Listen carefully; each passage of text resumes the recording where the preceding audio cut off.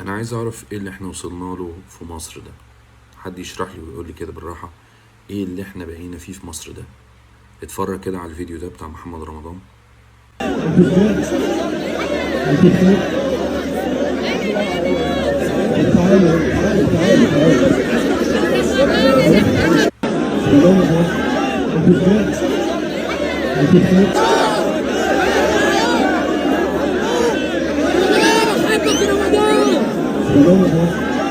ايه ده؟ ايه ده؟ حد يقول لي ايه ده؟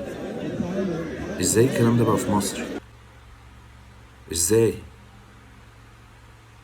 الله يرحم ام كلثوم وعبد الحليم حافظ ومحمد عبد الوهاب واسمهان ونجاة الصغيرة. ايه ده؟ مصر على فين بصراحة؟ مصر على فين؟